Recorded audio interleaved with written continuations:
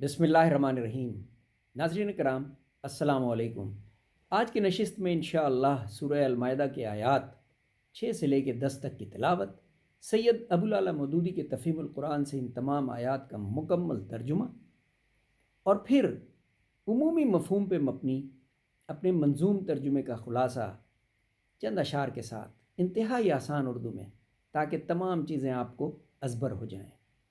یا ایھا الذین آمنو، جیسے میں نے کل عرض کیا تھا کہ جب بھی کبھی آپ یہ پڑھیں کہ یا ایھا الذین آمنو، تو دیٹ مینز کہ اللہ تعالیٰ کی طرف سے مومنوں کے لیے کوئی فرمان آ رہا ہے، کیونکہ اس کا مطلب ہے اے مومنوں یا اے لوگوں جو ایمان لے آئے ہو۔ تو پیغام یہاں پہ کیا ہے؟ ان آیات میں آیت نمبر 6 میں وضو کرنے کا طریقہ اللہ تعالیٰ نے بیان فرمایا۔ کچھ اس طرح عرض کر رہا ہوں کہ اللہ تعالیٰ نے بتایا کہ آپ نے وضو کا طریقہ کیا ہے، طریقہ بتایا رب نے ہم کیسے کریں وضو، جس میں ضروری ہے منہ ہاتھ سر کا مسح، لازم ہے پیر دھونا، ٹخنوں کو صاف کر لو، مقصد ہے طہارت بس پانی نہیں بہانا، مقصد ہے طہارت بس پانی نہیں بہانا۔ کتنی اہم بات ہے۔ میں ہمیشہ یہ کہتا ہوں کہ اللہ تعالیٰ نے اپنی بنائی ہوئی مخلوق کے لیے بے پناہ آسانیاں پیدا کی ہیں۔ اللہ تعالیٰ نے دین کو بہت آسان بنا کے بھیجا ہے تاکہ مسلمانوں تمہیں عبادت کرنے میں کوئی تکلیف نہ ہو۔ بدقسمتی سے ہمارے مولوی نے اس کو مشکل بنا دیا ہے، لیکن میں آپ کو اس کا بتاتا ہوں کہ کس طرح آسان ہے۔ مثلا نماز فرض ہے، لیکن اللہ تعالیٰ نے دیکھیں آپ کے لیے کتنی آسانی پیدا کی ہے۔ وقت پہ نماز پڑھ لینا افضل ہے، ضروری ہے، لازم ہے، لیکن اگر کسی وجہ سے وقت پہ نہیں پڑھ سکتے قضا پڑھ لیں، کھڑے ہو کے نہیں پڑھ سکتے بیٹھ کے پڑھ لیں، بیٹھ کے نہیں پڑھ سکتے بیمار ہیں لیٹ کے پڑھ لیں۔ اسی طرح روزے، کتنی آسانی پیدا کی اللہ تعالیٰ نے۔ لازم ہے روزے رکھنا رمضان کے مہینے میں، لیکن اگر کسی وجہ سے نہیں رکھ سکتے تو بعد میں رکھ لیں، پھر بھی نہیں رکھ سکتے تو اس کی جگہ کسی غریب کو کھانا کھلا دیں۔ میرا کہنے کا مطلب ہے کہ اللہ تعالیٰ نے دین میں بے پناہ آسانی پیدا کی ہے تاکہ آپ عبادت سکون سے کر سکیں۔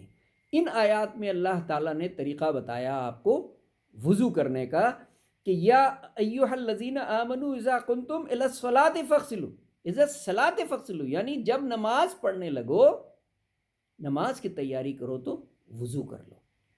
اور یہ 4 چیزیں انتہائی اہم بتا دی ہیں اللہ تعالیٰ نے، جس میں منہ دھونا، ہاتھ دھونا کونیوں تک، اور سر کا مسح کرنا، اور ٹخنوں تک پیر دھونا۔ یہ 4 تو جز انتہائی اہم ہیں۔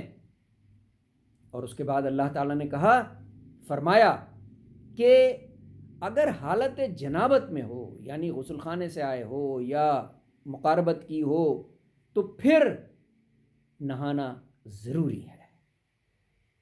لیکن یہاں بھی آپ کے لیے آسانی پیدا کر دی۔ اللہ تعالیٰ نے فرمایا کہ اگر پانی میسر نہیں ہے یا سفر میں ہو تو پھر تیمم کی اجازت دے دی آپ کو، لیکن تیمم کے لیے ضروری ہے کہ مٹی پاک ہو، اور امپورٹنٹ چیزیں اس میں 2 ہیں کہ آپ نے منہ کا مسح کرنا ہے، یعنی مٹی سے ہاتھ مل کے آپ نے منہ پہ پھیرنا ہے، اور ہاتھوں کا آپ نے مسح کرنا ہے۔ یہ 2 چیزیں لازم ہیں، آپ کا وضو ہو گیا۔ اللہ تعالیٰ بہت آسانیاں پیدا کی ہیں۔ انفارچونیٹلی ہمارے بزرگوں نے چیزوں کو بہت مشکل بنا دیا، اور اللہ تعالیٰ خود فرما رہے ہیں کہ رب نے ہے کی آسانی تو شکر کرو اس کا، مت بھولنا احسان جو رب نے کیے ہیں، مت بھولنا احسان جو رب نے کیے ہیں۔ اس سے اگلی آیت میں اللہ تعالیٰ فرماتے ہیں کہ یا ایھا الذین آمنو، ایک بار پھر مومنوں سے مخاطب ہیں کہ قوامین للہ شہداء بالقسط، انصاف کی گواہی دو، بے شک ہو کوئی دشمن۔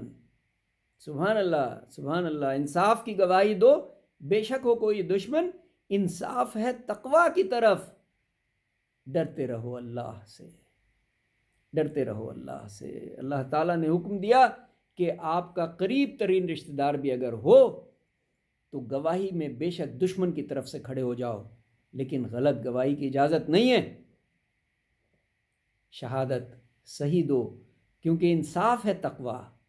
ڈرتے رہو اللہ سے۔ رب نے کیا ہے وعدہ مومن سے جنتوں کا۔ میں ہمیشہ یہ کہتا ہوں، مسلمان سے جنت کا وعدہ نہیں ہے، جنت کا وعدہ ہے مومن سے۔ اور تبھی آئے گا سلام سورہ یاسین میں، سلام قولا من رب رحیم۔ وہ سلام مومنوں کے لیے ہے، ہر مسلمان کے لیے نہیں ہے۔